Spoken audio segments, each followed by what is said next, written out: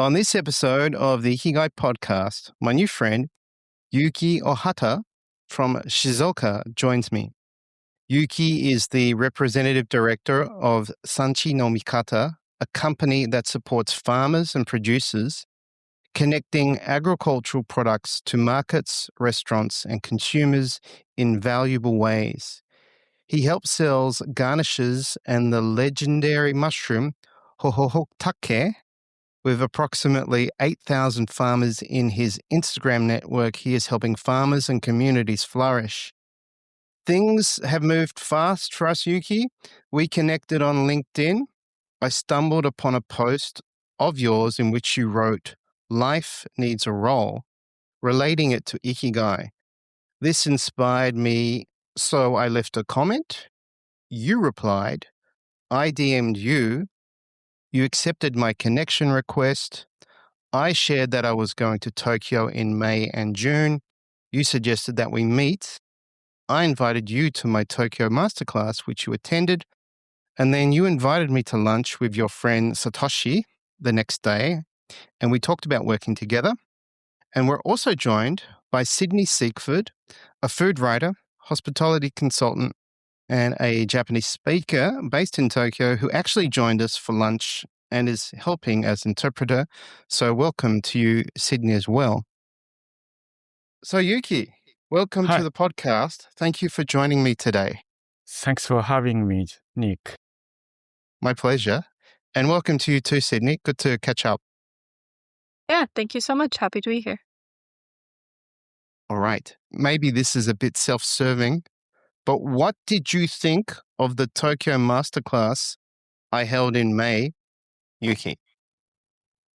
Yeah, honestly, it's changed something in me. Actually, I have been working with Ikigai for many years, but I was working with it as a business. But in your masterclass, I saw it as a way of living. And I surprised. Someone said, I need a reason to wake up in the morning. That is exactly what I see in mountain of Shizuoka. So it gave you a different perspective on Ikigai. Maybe Sydney can help us there. 生きがいの見方が変わりましたって感じですかね。そうだね。そう。ビジネスとして考えてたけど、なんかみんな、自分のライフスタイルに取り入れようとしていて、なんか驚いたというか、生き方としての生きがいをみんな真剣に考えてるんだなっていう違う視点がありました。Up until that point, I'd always thought about it as a thing having to do with business. But after participating in your workshop, I got to see that not only are people thinking of it as, from a different perspective than I did, but they're actively incorporating it into their lifestyle and as a way of living. And I was really surprised by that. Yes, I like to say Ikigai is the gift that keeps on giving, and it can be part of your daily life, part of your business, your relationships, almost tied to everything. So that's fantastic to hear. Now, you mentioned you started to relate Ikigai as the reason you get up in the morning, which is related to the mountains, I think you just said, in Shizuoka. So can you talk about your background, Yuki? You were born and currently live in Shizuoka. Yeah, I was born in Shizuoka Prefecture, Japan, and I live in Shizuoka City now. But in 2010, I joined a company called Irodori. It is in a small town called Kamikatsu town in Tokushima Prefecture. And Kamikatsu is famous for one thing. Elderly farmers there sell leaves. So restaurants use them to decorate Japanese cuisine. It sounds very strange, but it became a real industry. I worked there for 9 years. Yes. When I heard this story of these elderly Japanese farming, I guess we'd say, farming leaves and collecting leaves, and then those leaves being used as garnishes on food, I thought that was a fascinating story. Yeah. What I saw there changed my life totally. I saw grandmother in their 80s using tablet to check market prices. And I saw them competing with each other and laughing. I really surprised. Yeah, it's an inspiring story. So you lived there for, was it eight years in Kamikatsu? 9 years. 9 years. Let's go back to your background a bit. Have you always been interested in farms and agricultural products? No, actually not. I don't like farming when I was a child because my grandmother was farmer, but she worked very hard, but she didn't get much money. So actually, I didn't want to be farmer when I was a child. I see. What changed? Yeah. Because but after that, when I was like 22 years old, when I was doing job hunting, so she stopped farming at that moment, and something changed in her. Her body was still fine, but she lost her energy. I thought what was the reason? I thought she had no reason to get up in the morning every day. So she lost her role at that time. That's the Ikigai connection. She had a meaningful role. She gave that up and then really had no sense of purpose and nothing to look forward to each day. うん、そういう感じ? そういう感じです。 Can we also touch on Kamikatsu?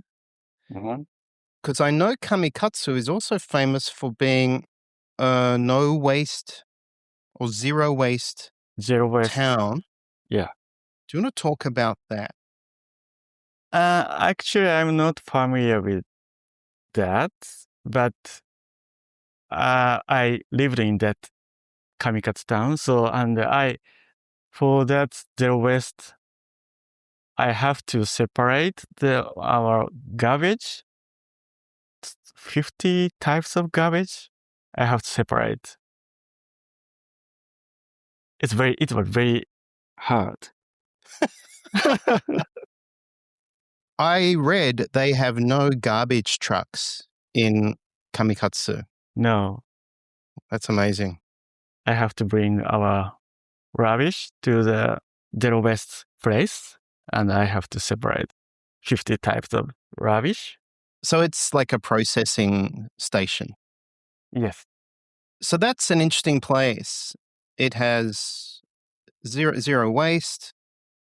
It's also got this industry of leaf farmers who are farming leaves and then do quality control, get the best leaves, and then sell them to, obviously, to your friend who I met, Satoshi.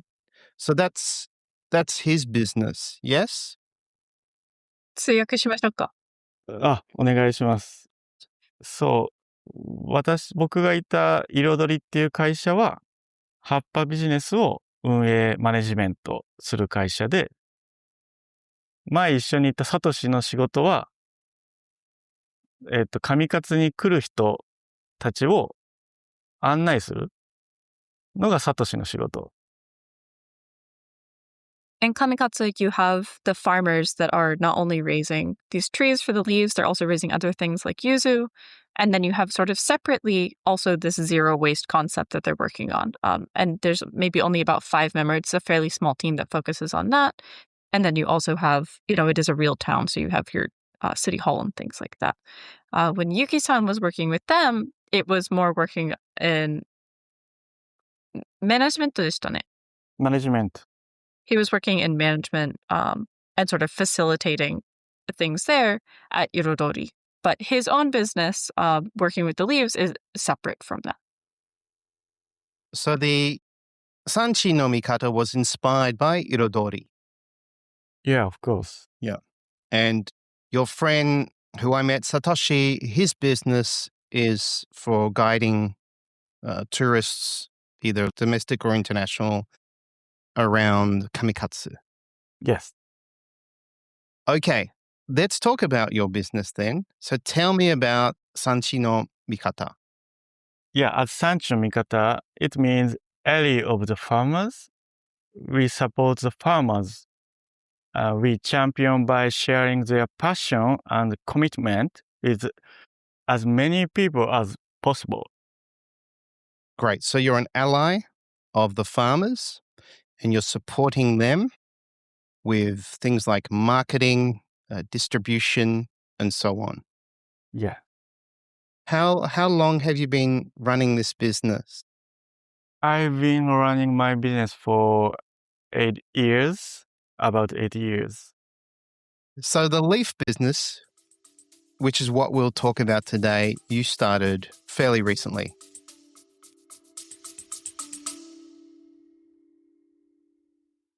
Hey, it's Nick here. Do you want to become an Ikigai coach? The Ikigai Tribe Coach certification is the only program supported and endorsed by Japan's leading Ikigai experts. You'll learn authentic research, practical coaching tools, and join a global community of coaches making a real impact. Find out more at ikigaitribe.com. Now back to the episode.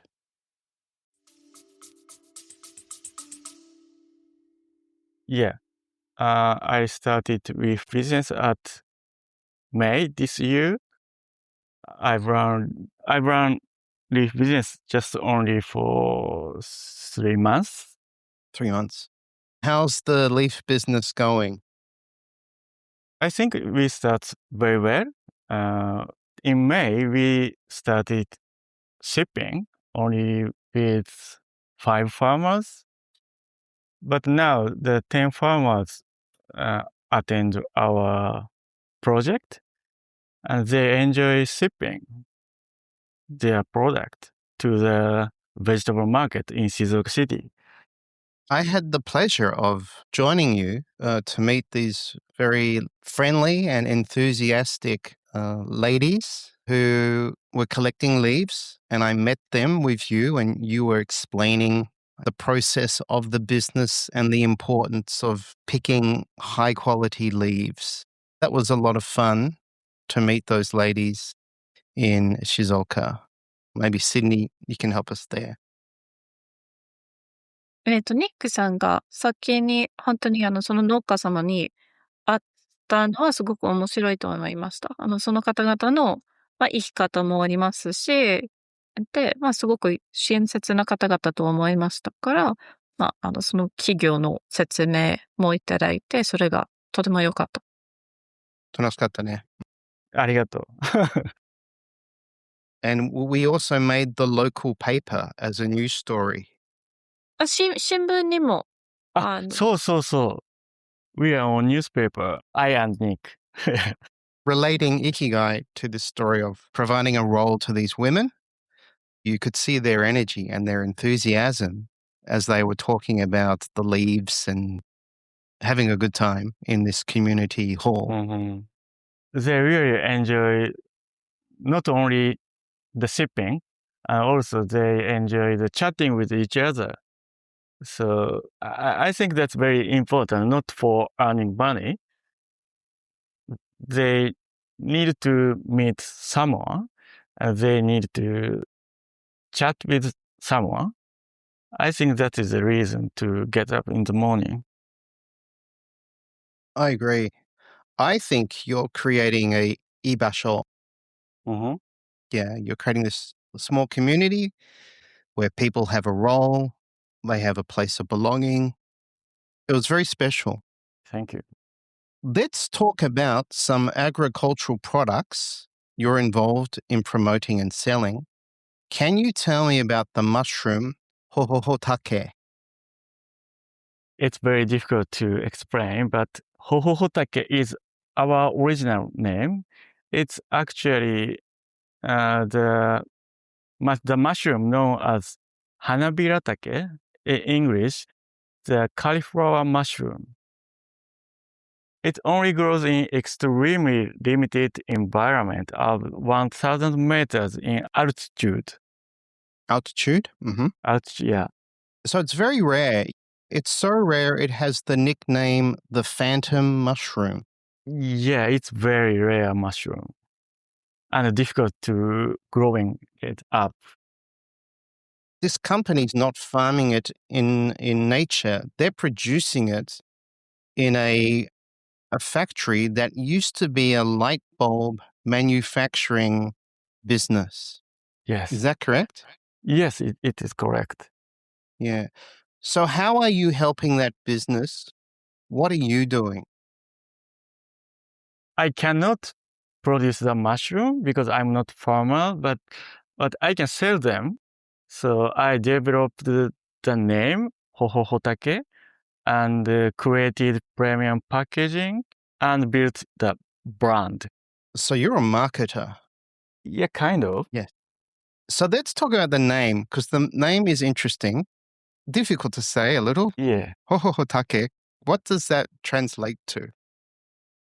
Ho is the kind of sound of laughing. Mm-hmm. It evokes laughter and warmth. Take means it just simply means mushroom. Yeah. Laughing mushroom. Yeah. Something like that. It sounds strange, but yeah, it's correct. The actual mushroom's very large. It almost looks like a brain, like a cauliflower brain. 脳みそ似てる。 Yeah, it looks like brain. Well, white, very white brain. Hohotake is good for the brain health. Ah, there you go. Yeah. So this is interesting. You have this business and you're helping farmers with these unique products. So this hanabira take, this hohoho take, and of course, these leaves, which as garnishes, they're called tsumamono. Yeah, tsumamono. What are tsumamono? Oh, what a tsumamono? Tsumamono is a garnish for Japanese cuisine, mainly for the only top quality Japanese restaurant.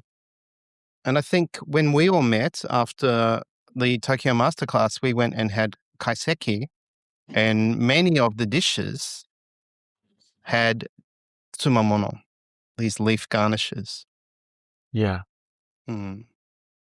So when I have traditional Japanese food, the chef want the customer to enjoy the dishes not only for the taste, but also they want customer enjoy through their eyes.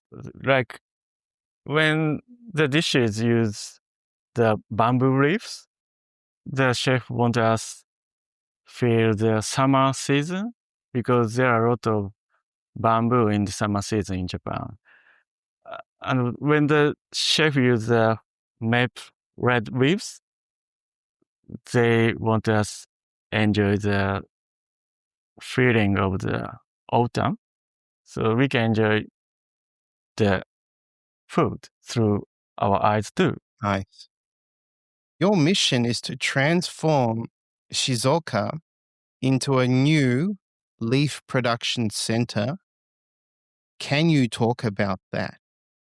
Yes, I ran the leaf business in Tokushima before when I was in Tokushima, but now I want a new place where the elderly people work brightly. Yeah, with energy, enthusiastically. Yeah. So the first place is could be the Shizuoka city where we started leaf business. So I want to more farmers join our product in that area, and I want to make them more happier and brighter through my business. Yeah. You're giving these people a role. I hope so. Yeah, I think so. So congratulations on starting your business. Yeah, this goes back to the reason why we connected. You believe that life needs a role. Why does life, or why do you feel life needs a role? Because, as I said, my grandmother was a farmer, but she lost her bride when she stopped farming. So from that time, I believe people need a role. Yeah, so maybe her role was her Ikigai. Do you think? Yeah, I think so. And your goal, and I guess part of your role, is to create a community where the elderly can remain active for life, earn an income, and truly shine with a sense of purpose. Yes, exactly. It is. So some people listening might be interested. How much can someone earn collecting leaves? 葉っぱを集まるのはどれぐらいお金もらえますか？1ヶ月に、的に1は。ヶ月に。In the Tokushima prefecture, the Kamikatsu town, some elderly earn 1 million yen for a month. So that's about $10,000 a month. Wow. Yeah, that's $10,000. That's the highest, yeah? Yeah, that's the highest. Okay. So significant income, Yeah. good income. Mm. Even in rural area, it could be good income. Wow. Yes. Maybe I will start collecting leaves when I move to Japan. Yeah. It's good business. So I've read some of your blogs, and one principle that guides everything you do is to create a society where everyone can look forward to growing old through agriculture.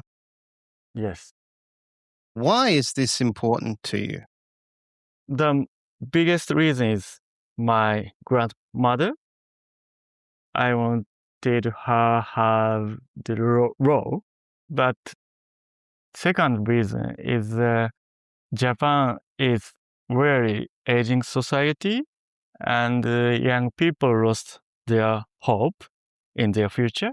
So through the elderly people getting brighter, and young people have hope for their future when they get old. So I hope through my business that everyone have hope about our country. Does it make sense? It does make sense. I think it's related to our last question, which is what are your future plans for Shizuoka? I have two purposes in my business. The first is help farmers earn more income. And the second purpose is create opportunity for old people, elderlies, to continue working with enjoyment and purpose. Sounds good. And maybe there's a third purpose that we might share together is to bring foreigners to Shizuoka and for them to see part of this business and maybe experience collecting leaves and seeing this community that you're building as part of a Ikigai retreat. Maybe Sydney, you want to step in and translate that for us? もう一つのゴールなんですけど、おそらく海外の方も、静岡のコミュニティを紹介したりして、そういう葉っぱの集まりの体験とかを見せたりして、で、その通りで、自分の生きがいの見方とか考え方も変わっていくとかのものも、一緒に目指してるんじゃないかな。Yeah, I want to make the idea real with you, Nick. Please come to Japan. Well, I am. I'll be there next year. So let's make it happen. But it's a very inspiring story. I think what you're doing is also very hard. So I commend you. I congratulate you. You care about Japan. You care about Japanese. You care about your community. You care about the elderly. You care about nature. So it's very inspiring. And I'd love to help you. Thank you, Nick. I really enjoyed chatting with you in your podcast. Thank you. So we might do another one. So I think we're going to do a series. So thank you for joining me today. And Sydney, great to catch up with you. So thank you for helping us. Would you like to touch on what you do, and happy to promote your services? Sure. So, briefly about myself. So, I know Yuki because his leaf business is related to fine dining in Japan. And so I am a inbound hospitality consultant. Basically, I help fine dining restaurants in Japan help treat their inbound guests better. And in doing that, I also do some consulting for people like Yuki and do some of this interpretation work for tours, mostly working in the F&B space. So that's sort of how I am here today. Nice niche. Very niche. Awesome. So we might have you back on the next episode too to help out. So thank you for your time and help today. Yeah, no problem. Thank you guys for having me. Yuki さん、もう今日はありがとうございました。こちらこそありがとうございました。Okay, guys, well done. So let's speak in a month or so with part 2. Yes. Okay.